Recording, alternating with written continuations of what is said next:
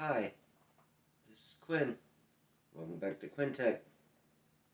In this video, I am exploring my SIO to serial USB cord for my Atari 8-bit.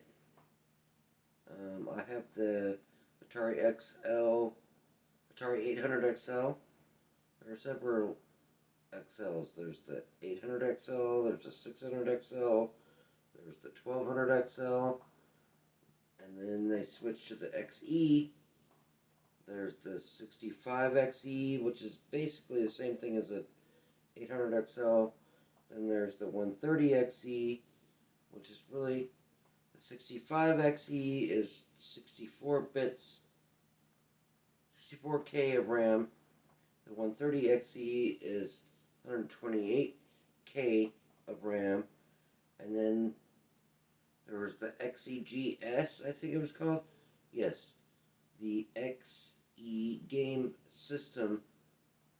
Atari tried to put out a new game system in the late 80s based on their Atari 8-bit computer system, and they called it the Atari XEGS. But you could get a keyboard attachment. It basically was an Atari 8-bit computer. You could plug up all the peripherals, but they made like new ones to make it look more fancy. There's the light. The old ones were like the white with the grill, and then when they made the XE system, it was like the gray plastic.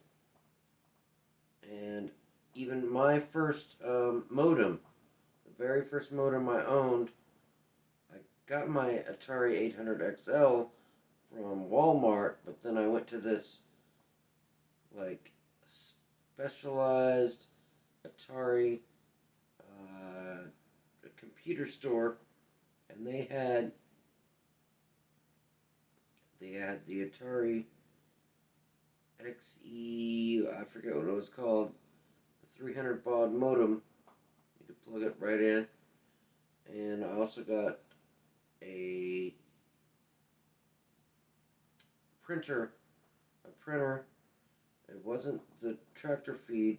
This was like, I think maybe used tractor feed paper, but it was like, it wasn't dot matrix, it was stamp.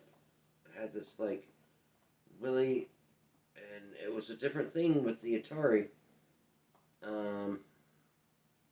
It wasn't just your standard IBM like little ball that stamped all the letters.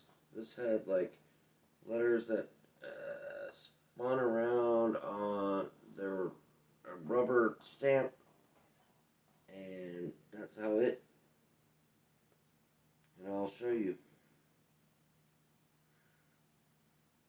in the videos, because I don't still own it, but I remember it. I remember owning it. But that's what I'm talking about in this video, and I hope you enjoy this, and thanks for coming along.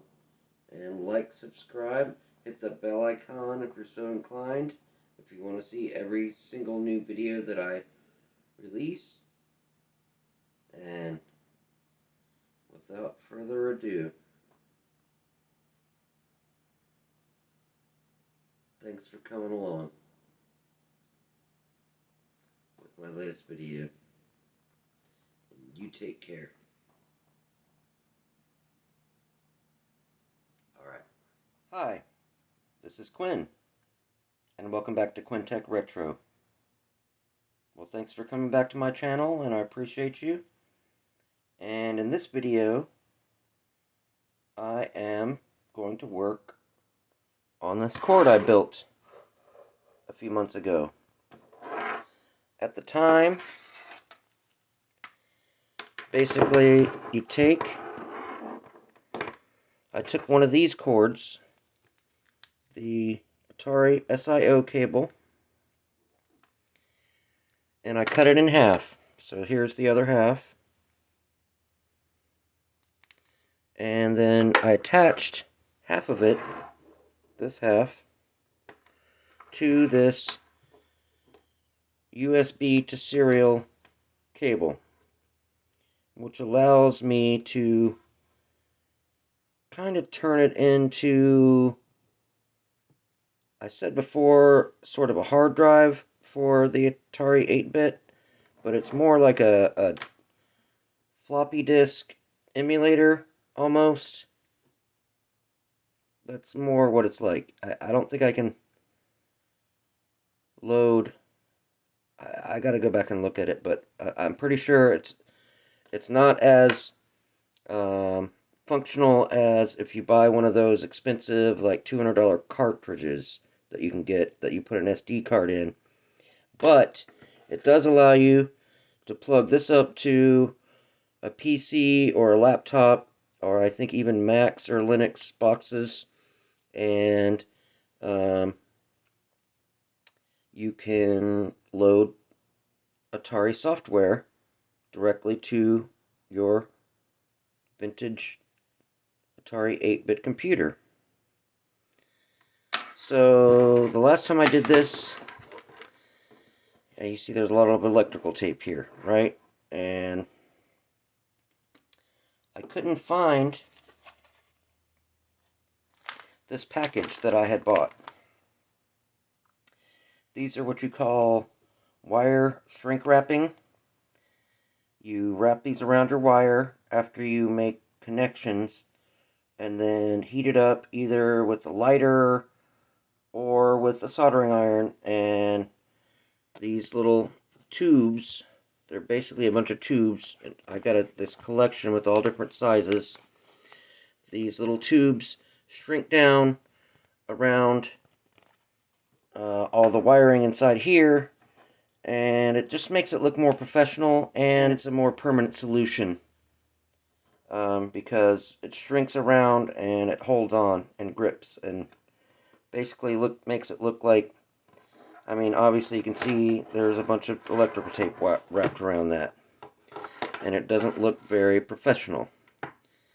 Well, I think this is one of the only soldering projects right now that I'm comfortable doing after I killed my PlayStation, my original PlayStation, and because all it involves is soldering two copper wires together. And what you have to do, you have to slide these little tubes over the wire before you solder it, and then once you solder it, you slide it over the joint, the connection joint, and then you heat it up, and it makes it more like a permanent solution. So I think here, in this version, I just twisted them, and then wrapped some electrical tape around them. Well, now, what I'm going to do is I'm going to solder those wires together, and use some of this shrink wrap tubing to hold it all together and insulate it from electrical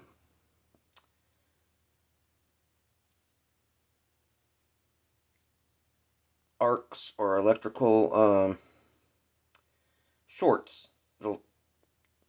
It'll stop any shorts from happening. So this is what I'm doing in tonight's video. So I just wanted to let you know what's going to be going on here. And so I got to start by unwrapping this, but let me show you a few of the tools I'm going to be using. I do have these ancient, they're wire strippers. Look, it grips the wire. It grips the wire and then pulls it apart. Now the only problem with this, it only does to a certain size. So that's the smallest size, which I don't think is small enough for this particular project. So I'm probably going to have to use that janky wire stripper I used last time, or just use just some wire cutters and just grip it and pull on it, and that's how I might have to do some extra stripping. So that's how I'm gonna do it. And no, I don't mean I'm gonna get naked. I mean stripping wires. So this is my soldering kit that my sister sent me. I've got a couple of extra things in here that didn't come with it, and there's another kind of piece that's not in here that came with it. So the piece that's not in here, I already have it assembled here, right? So this is just a stand. It holds your soldering iron while it's hot, so it doesn't burn anything. And it comes apart with these two nuts. You unscrew the nut, you loosen the nuts, and just take this apart and put it side by side or next to each other. But this is the kit that my sister bought me about 2 years ago. I didn't know exactly why I wanted this, but I did. She asked me what I wanted. I think it was for my birthday. Maybe it was Christmas, but I think it was my birthday. She asked what I wanted, and for some reason I said, I want a soldering kit. I wasn't sure what I was going to do with it at the time, but I've ended up using it in my channel. So this is something that did not come with it. This is some flux paste. This is an extra roll of solder. It's kind of a thicker solder than I actually really should be using for like the little small delicate things I'm doing, but it still works. It came with this little tube of slightly thinner solder. It's almost like a test tube, or yeah, it's kind of like a test tube. This is the solder sucker. So you press this down. So basically you push that down like that, and you heat up the solder, and then you put this over the hole, and this is kind of like a heat resistant sort of plastic, so the tip doesn't get all melty.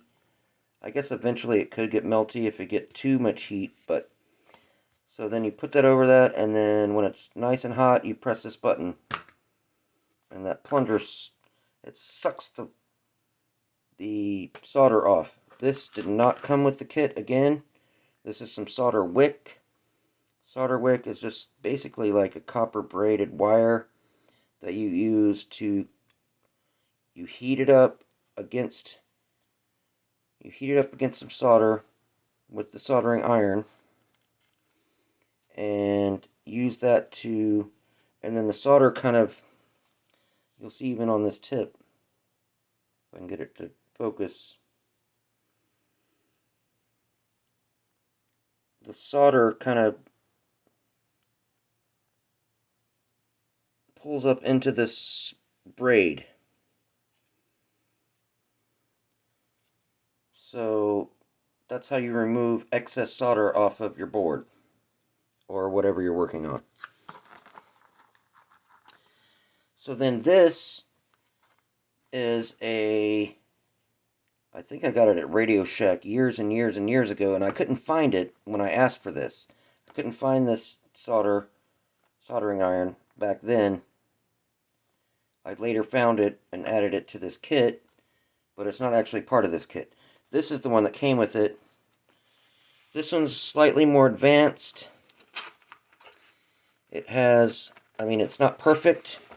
It's a low-end one. Some people have these solder stations where they have like an actual, it looks like a big old power supply, and you can dial in the exact temperature you want it to be.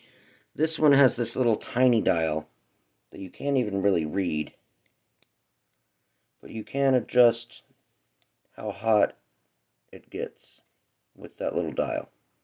It's just not very accurate.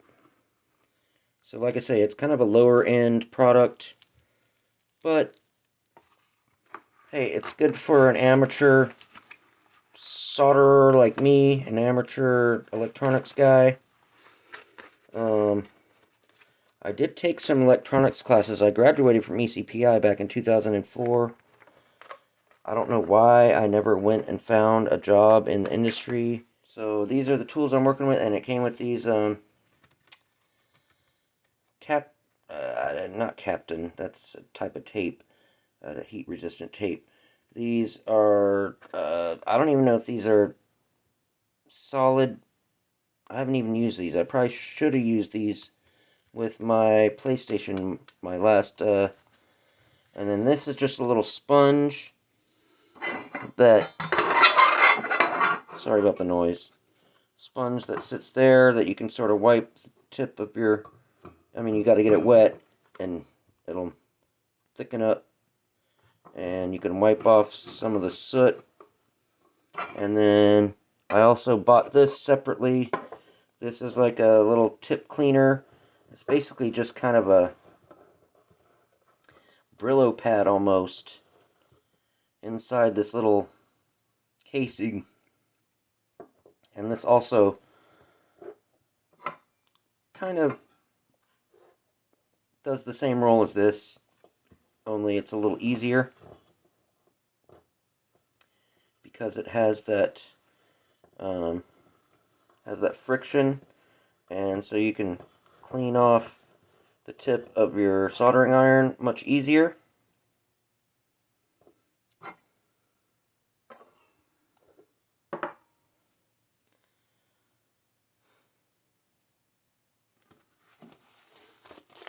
So that's the tools I'm working with for this video. So I'm just going to start. I'm going to start by unraveling this electrical tape that I put on last time. And this electrical tape is kind of a lower grade. I probably got it at the dollar store or something, and the stickiness doesn't really last. It's already starting to not be very adhesive at all. So I guess I did it in several layers. Oh yeah, okay, so yeah, I taped, and I guess I only needed these 3 wires out of like 8 or 10 wire, I don't know, like 8 wires I think it was. I only needed these 3 to make this particular cord. So let me get the rest of this off. If I can grip the, oh there it is, there's the end.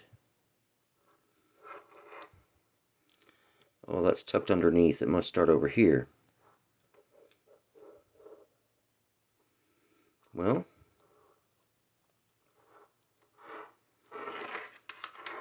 maybe it does start here. Oh, there we go. So this end, on this end I cut off the extra wires because I didn't want them to ground against each other or touch each other, basically. This end I folded them back because I thought, oh, maybe I'll use this cord for something else. But I'll never use this cord for anything else. I'm just going to clip these off, and then I'm going to clip off these little insertion leads that are on here. And right now I tinned the end of these wires and just stuck them in there, and they sort of grip, but they're not soldered together. So I'm going to unravel all of these. See, that one already came out. So I'm going to snip the end of this off, and I'm going to, oops, now I'm going to have to bring up, now I won't know what color goes to what. Anyway, this is the start of my video. That's what I'm doing. I'm going to solder these wires together, clip these other ones I don't need off, and then I'm going to use this shrink wrap tubing to make it look more professional and hold together so it doesn't separate. I mean, the soldering itself should stop the separation, but I don't want any shorts between wires, and I want it to look professional. So that's what this video is going to be about. And thank you for coming on my journey once again. and I'll be right back with that next section. Alright. Take care.